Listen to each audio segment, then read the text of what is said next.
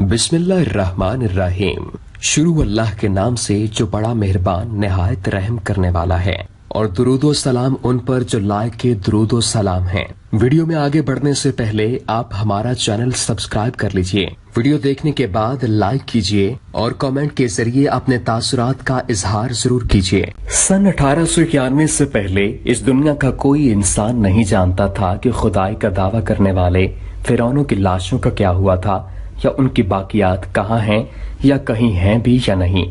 الہامی کتابوں توریت، بائبل اور قرآن پاک میں اس واقعے کا ذکر تفصیل سے ملتا ہے کہ حضرت موسیٰ علیہ السلام اور بنی اسرائیل قوم کا پیچھا کرتے ہوئے فرعون پانی میں غرق ہو کر اپنی فوج سمیت مر گیا تھا، جبکہ حضرت موسیٰ علیہ السلام اور ان کی قوم کو پانی نے اللہ کے حکم سے گزرنے کا راستہ دے دیا تھا۔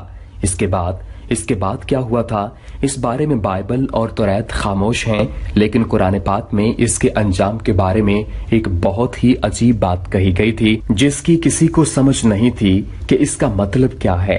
خود مسلمان بھی اس بات کو پڑھ کر آگے گزر جایا کرتے، یہ سمجھے بغیر کہ اس بات کا اشارہ کس جانب ہے۔ سورہ یونس میں فرعون کے مرنے کے بعد اس کا انجام کچھ اس طرح بیان کیا گیا ہے: بس ہم تیرے بدن کو سمندر سے نکال کر محفوظ کر لیں گے تاکہ تو بعد میں آنے والوں کے لیے عبرت بن جائے۔ سورہ یونس آیت نمبر 92 کا ترجمہ ہے۔ یہ واقعہ آج سے 3500 سال پہلے پیش آیا تھا۔ فرعون کے ڈوب کر مرنے کے بعد سمندر نے اس کی لاش کو اللہ کے حکم سے باہر پھینک دیا، جبکہ باقی لشکر کا کوئی نام و نشان نہ ملا۔ مصریوں میں سے کسی شخص نے ساحل پر پڑی اس کی لاش پہچان کر اہل دربار کو بتایا۔ فرعون کی لاش کو محل تک پہنچایا گیا۔ درباریوں نے مسالے لگا کر اسے پوری شان اور احترام سے تابوت میں رکھ کر محفوظ کر دیا۔ حنوط کرنے کے عمل کے دوران ان سے ایک غلطی ہو گئی تھی۔ فرعون کیونکہ سمندر میں ڈوب کر مرا تھا اور مرنے کے بعد کچھ عرصہ تک پانی میں رہنے کی وجہ سے اس کے جسم پر سمندری نمکیات کی ایک تہ جمی رہ گئی تھی۔ مصریوں نے اس کی لاش پر نمکیات کی وہ تہ اسی طرح رہنے دی اور اسے اسی طرح حنوط کر دیا۔ وقت گزرتا رہا، زمین و آسمان نے بہت سے انقلاب دیکھے جن کی گرد کے نیچے سب کچھ چھپ گیا تھا، حتیٰ کہ فرعونوں کی حنوط شدہ لاشیں بھی زمین کی تہوں میں چھپ گئیں اور ان کے نام صرف کتابوں، ان کی تعمیرات اور لوگوں کے ذہنوں میں رہ گئے۔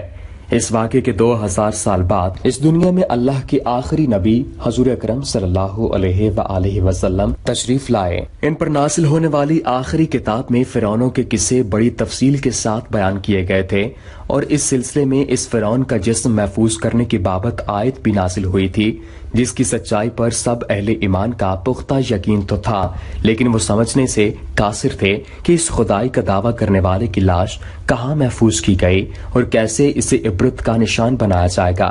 1871 میں مصر کے ایک شہر الغورنیہ سے تعلق رکھنے والے غریب اور معمولی چور احمد عبد الرسول کو فرعونوں کی حنوط شدہ لاشوں کی طرف جانے والے خفیہ راستے تک رسائی مل گئی۔ احمد عبد الرسول نوادرات چوری کر کے بیچا کرتا تھا۔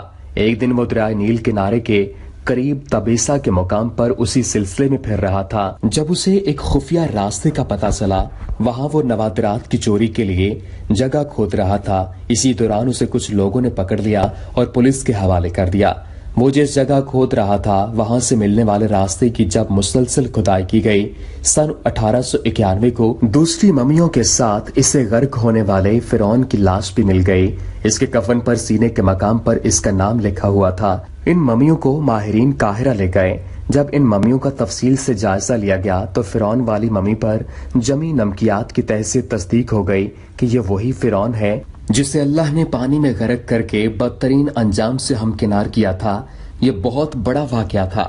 اس کی تصدیق کے لیے دنیا بھر کے ماہرین، آثار قدیمہ اور سائنسدان مصر کی طرف امڑ پڑے۔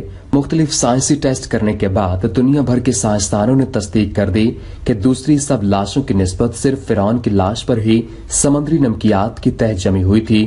اس تصدیق کے بعد اسے فرعون کی لاش قرار دے کر عجائب گھر میں محفوظ کر دیا گیا۔ سن 1982 میں فرعون کی ممی خراب ہونے لگی تو اس وقت کی مصری حکومت نے فرانس کی حکومت کو درخواست کی کہ فرعون کی ممی کو خراب ہونے سے بچایا جائے۔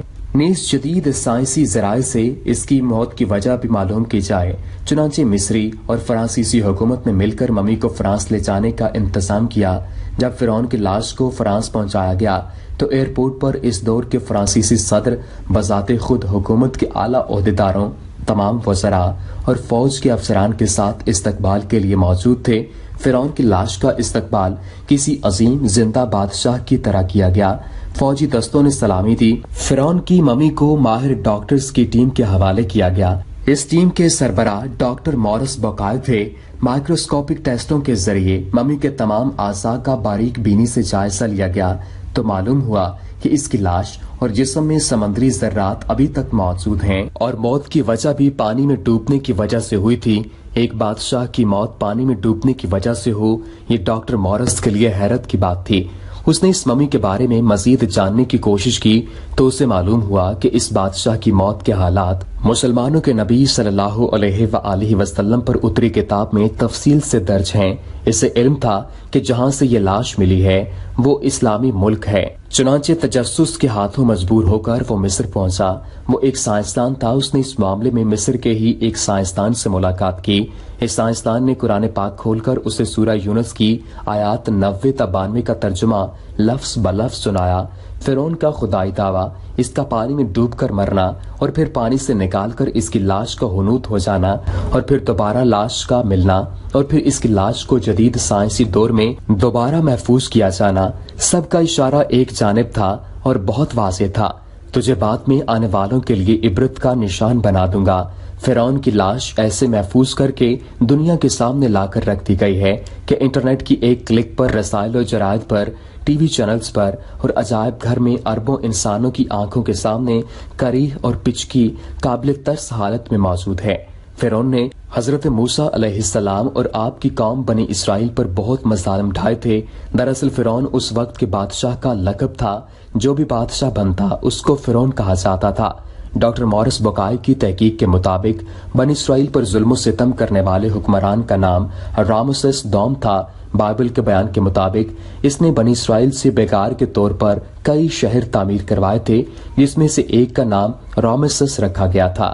جدید تحقیقات کے مطابق یہ تیونس اور قطر کے اس علاقے میں واقع تھا جو دریائے نیل کے مشرقی ڈیلٹے میں واقع ہے۔ رامسس کی وفات کے بعد اس کا جانشین مرنفتاح مقرر ہوا۔ اسی کے دور حکمرانی میں اللہ تعالیٰ نے حضرت موسیٰ علیہ السلام کو بنی اسرائیل سمیت مصر چھوڑنے کا حکم دیا۔ چنانچہ جب حضرت موسیٰ علیہ السلام بنی اسرائیل کو ہمراہ لیے دریائے نیل پار کر رہے تھے، یہ بھی اپنے لشکر سمیت ان کا پیچھا کرتے ہوئے دریائے نیل میں اتر پڑا، مگر اللہ تعالیٰ نے بنی اسرائیل کو دریا پار کروانے کے بعد دریا کے پانی کو چلا دیا اور فرعون کو اس کے لشکر سمیت ڈبو کر ہلاک کر دیا۔ اس سارے واقعے کے حوالے سے اللہ تعالیٰ فرماتا ہے، اور ہم بنی اسرائیل کو سمندر سے گزار لے گئے، پھر فرعون اور اس کے لشکر ظلم اور زیادتی کی غرض سے ان کے پیچھے چلے، حتیٰ کہ جب فرعون ڈوبنے لگا تو بول اٹھا، میں نے مان لیا کہ خداوند حقیقی اس کے سوا کوئی نہیں جس پر بنی اسرائیل ایمان لے آئے، اور میں بھی سر اطاعت جھکا دینے والوں میں سے ہوں۔ جواب دیا گیا، اب ایمان لاتا ہے، حالانکہ اس سے پہلے تک تو نافرمانی کرتا رہا اور فساد برپا کرنے والوں میں سے تھا۔ اب تو ہم صرف تیری لاش ہی کو بچائیں گے تاکہ تو بعد کی نسلوں کے لیے نشانی عبرت بنے، اگرچہ بہت سے انسان ایسے ہیں جو ہماری نشانیوں سے غفلت برتتے ہیں۔ ان آیات میں اللہ تعالیٰ نے ایک پیشین گوئی فرمائی ہے کہ ہم فرعون کی لاش کو محفوظ رکھیں گے تاکہ بعد میں آنے والے لوگوں کے لیے وہ باعث عبرت ہو۔ اپنے آپ کو خدا کہلوانے والے کی لاش کو دیکھ کر آنے والی نسلیں سبق حاصل کریں۔ چنانچہ اللہ کا فرمان سچ ثابت ہوا اور اس کا ممی شدہ جسم 1898 میں دریائے نیل کے قریب تبسیہ کے مقام پر شاہوں کی وادی سے اوریت نے دریافت کیا تھا، جہاں سے اس کو قاہرہ منتقل کر دیا گیا۔ ایلیٹ سمتھ نے 8 جولائی 1907 کو اس کے جسم سے غلافوں کو اتارا تو اس کی لاش پر نمک کی ایک تہ جمی ہوئی پائی گئی تھی جو کھارے پانی میں اس کی غرقابی کی ایک کھلی علامت تھی۔ اس نے اس عمل کا تفصیلی تذکرہ اور جسم کے جائزے کا حال اپنی کتاب شاہی ممیاں 1912 عیسوی میں درج کیا ہے۔ उस वक्त ये ममी महफूज रखने के लिए तसल्ली बख्श हालत में थी, हालांकि इसके कई हिस्से शिकस्ता हो गए थे। उस वक्त से ममी काहिरा के अजायब घर में सयाहों के लिए सजी हुई है। इसका सर और गर्दन खुले हुए हैं और बाकी जिस्म को एक कपड़े में छुपा कर रखा हुआ है। मोहम्मद अहमद अदवी दावतुर रसूल में लिखते हैं कि इस लाश की नाक के सामने का हिस्सा नदारत है, जैसे किसी हैवान ने खा लिया हो। गालिबन समुद्री मछली ने इस पर मुंह मारा था। फिर इसकी लाश उलूही फैसले के मुताबिक किनारे पर फेंक दी गई ताकि दुनिया के लिए इबरत हो। जून 1975 में डॉक्टर मॉरिस बुकाय ने मिस्री हुक्मरानों की इजाजत से फिरौन के जिस्म के इन हिस्सों का जायजा लिया जो उस वक्त तक ढके हुए थे और इनकी तस्वीर उतारी। फिर एक आला दर्जे की शुआई मुसव्वरी के जरिए डॉक्टर एल मेलजी और फ्रांसिस ने ममी का मुताला किया और डॉक्टर मुस्तफा मनियालवी ने सदरी जद्दार के एक रखना से सीना के अंदरूनी हिस्सों का जायजा लिया। अलावा अजीम जौफ शिकम पर तहकीकात की गई। ये अंदरूनी जायजे की पहली मिसाल थी जो किसी ममी के सिलसिला में हुआ। इस तरकीब से जिस्म के बास अंदरूनी हिस्सों की अहम तफसीलात मालूम हुई और इनकी तस्वीर भी उतारी गईं। प्रोफेसर सैकालदी ने प्रोफेसर मगनू और डॉक्टर दौरेगॉन के हमरा इन चंद छोटे छोटे अज्जा का खुर्दबीनी मुताला किया जो ममी से खुद ब खुद जुदा हो गए थे। इन तहकीकात से हासिल होने वाले नताइज ने इन मफरूजों को तकवीयत बख्शी जो फिरौन की लाश के महफूज रहने के मुतालिक कायम किए गए थे। इन तहकीकात के नताइज के मुताबिक फिरौन की लाश ज्यादा अरसा पानी में नहीं रही थी। अगर फिरौन की लाश कुछ और मुद्दत तक पानी में डूबी रहती तो इसकी हालत खराब हो सकती थी। हत्ता कि अगर पानी के बाहर भी गैर हुनूदशुदा हालत में एक लंबे अरसे तक पड़ी रहती तो फिर भी ये महफूज न रहती। अलावा अजीम इन मालूमात के हुसूल के लिए भी कोशिशें जारी रखी गईं कि इस लाश की मौत क्या पानी में डूबने से हुई या कोई और वजूहात थीं।